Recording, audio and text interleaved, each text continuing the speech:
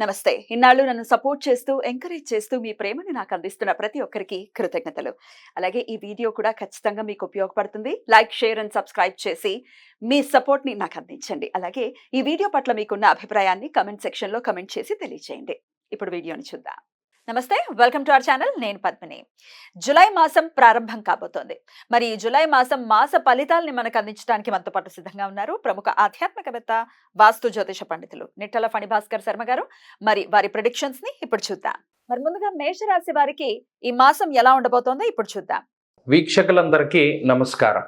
July నెలలో మేషరాశి వారికి ఏ విధమైనటువంటి ఫలితాలు కలగబోతూ ఉన్నాయో ఈ వీడియో ద్వారా తెలుసుకునేటువంటి ప్రయత్నం చేద్దాం.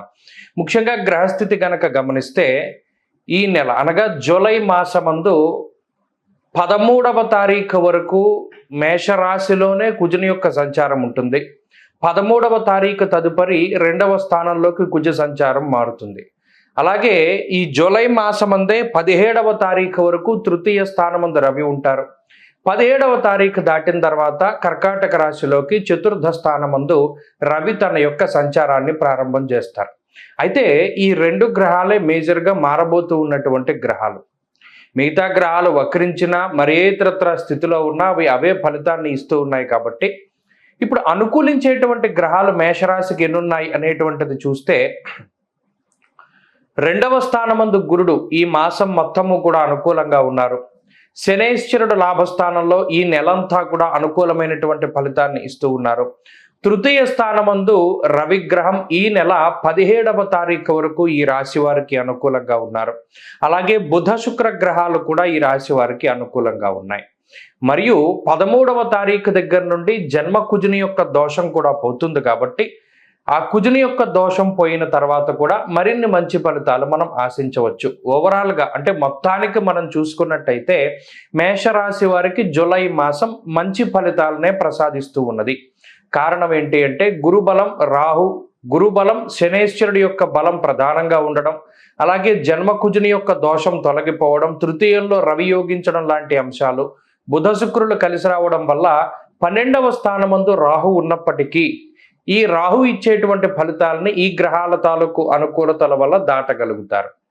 మొట్టమొదటగా ఆర్థిక పరమైనటువంటి విషయాలను కనుక ఈ రాశి వారికి చూస్తే ఈ మాసంలో అనగా జూలై నెలలో మేషరాశి వారికి ఆర్థిక పరమైనటువంటి ఎదుగుదల ఖచ్చితంగా ఉంటుంది. అయితే ఈ ఆర్థిక ఎదుగుదల అనేటువంటిది ఉద్యోగ మార్పు ద్వారానో లేదా పనిచేసేటువంటి ప్రాంతం మార్పు ద్వారానో ఉద్యోగంలో ఉన్నతమైనటువంటి స్థితి వలనో అది ఏ రకంగానైనా సరే కలగవచ్చును. అలాగే వ్యాపార పరంగా చూసుకున్నప్పుడు వ్యాపార మార్పు వలనో కొత్త వ్యాపారం ప్రారంభించడం వలనో లేదా వ్యాపారంలోనే కొంత లాభం రావడం వలనో ఏదో ఒక రకంగా ఆర్థికంగా అయితే వనరులు పెరుగుతాయి. అనగా ఆర్థిక పరమైనటువంటి ప్రగతి అనేటువంటిది ఈ మాసంలో మేషరాశి వారికి ఉన్నది. అలాగే ఖర్చులు కూడా తగ్గుముఖం పడతాయి. ఇది గత మాసంతో పోల్చుకుంటే ఈ మాసం ఒక మంచి విషయం. ఏంటి అంటే గత నెలలో ఆదాయం ఎంత ఉందో ఖర్చులు కూడా రమారమి అంతే ఉంటాయి. అయితే ఈ నెలలో మాత్రం కొంత ధనాన్ని దాచేటువంటి ప్రయత్నం చేస్తే ఆ ఫలితం చక్కగా మీరు అనుభవించగలుగుతారు. అనగా ధనాన్ని పొదుపు చేసేటువంటి పరిస్థితుల్లో కూడా ఈ రాశి వారు ఉన్నారు. ఇక ఆరోగ్యపరమైనటువంటి విషయాలను చూసినప్పుడు ఈ రాశి వారికి ఆరోగ్య పరిస్థితులు చాలా బాగున్నాయి. తృతీయ స్థానంలో రవి ఉండడం వల్ల ఆరోగ్యం నిత్య సంతోష అన్నది శాస్త్రం. అనగా మేషరాశి వారు ప్రతినిత్యం ఆనందంగా ఉండడానికి, ఉత్సాహంగా ఉండడానికి, అలాగే మంచి శరీర పుష్టి కలగడానికి కారణమైనటువంటి గ్రహాలు ఈ రాశి వారికి అనుకూలంగా ఉన్న కారణం చేత జూలై నెలలో ఆరోగ్య పరిస్థితులు చాలా మెరుగ్గా ఉన్నాయి.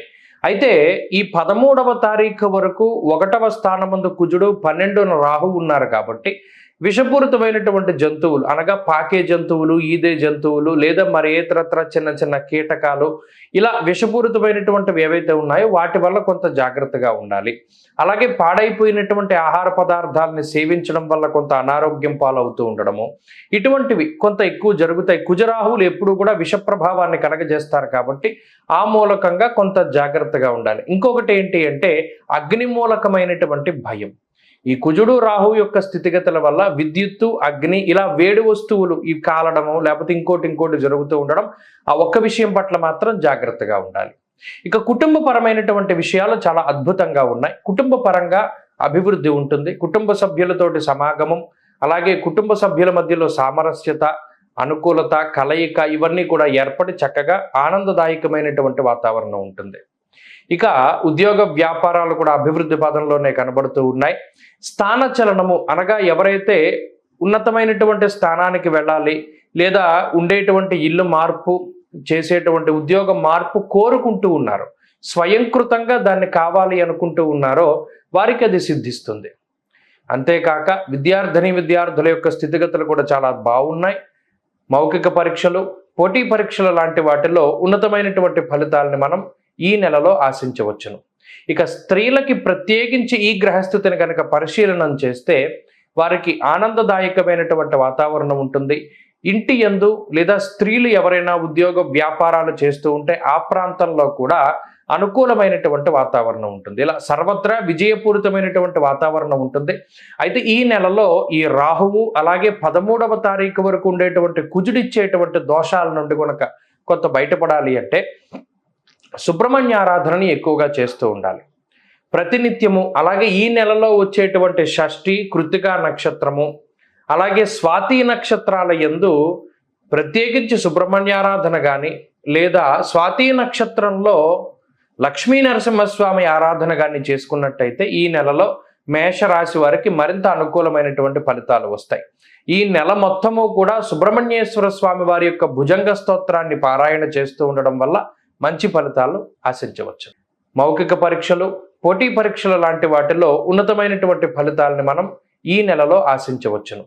ఇక స్త్రీలకి ప్రత్యేకించి ఈ గ్రహస్థితిని కనుక పరిశీలనం చేస్తే వారికి ఆనందదాయకమైనటువంటి వాతావరణం ఉంటుంది. ఇంటి యందు లేదా స్త్రీలు ఎవరైనా ఉద్యోగ వ్యాపారాలు చేస్తూ ఉంటే ఆ ప్రాంతంలో కూడా అనుకూలమైనటువంటి వాతావరణం ఉంటుంది. ఇలా సర్వత్రా విజయపూరితమైనటువంటి వాతావరణం ఉంటుంది. అయితే ఈ నెలలో ఈ రాహువు అలాగే 13వ తారీఖు వరకు ఉండేటువంటి కుజుడిచ్చేటువంటి దోషాల నుండి కనుక కొంత బయటపడాలి అంటే సుబ్రహ్మణ్య ఆరాధనని ఎక్కువగా చేస్తూ ఉండాలి ప్రతినిత్యము. అలాగే ఈ నెలలో వచ్చేటువంటి షష్ఠి, కృత్తికా నక్షత్రము, అలాగే స్వాతి నక్షత్రాల యందు ప్రత్యేకించి సుబ్రహ్మణ్యారాధన కానీ లేదా స్వాతి నక్షత్రంలో లక్ష్మీ నరసింహస్వామి ఆరాధన కానీ చేసుకున్నట్టయితే ఈ నెలలో మేషరాశి వారికి మరింత అనుకూలమైనటువంటి ఫలితాలు వస్తాయి. ఈ నెల మొత్తము కూడా సుబ్రహ్మణ్యేశ్వర స్వామి వారి యొక్క ద్వాదశ రాశుల వాళ్ళకి కూడా జూలై మాస ఫలితాలు ఎలా ఉన్నాయో తెలుసుకున్నాం కదా. మరి వారు అందించినటువంటి ప్రొడిక్షన్స్ డెఫినెట్ గా ఒక ఇండికేషన్. వాటిని దృష్టిలో పెట్టుకుని అలాగే చెప్పినటువంటి పరిహారాలని కూడా పాటించుకుంటూ ప్రతి ఒక్కరికి కూడా ఈ మాసం పీస్ఫుల్ గా వెళ్ళాలని మనస్ఫూర్తిగా కోరుకుంటూ నమస్తే.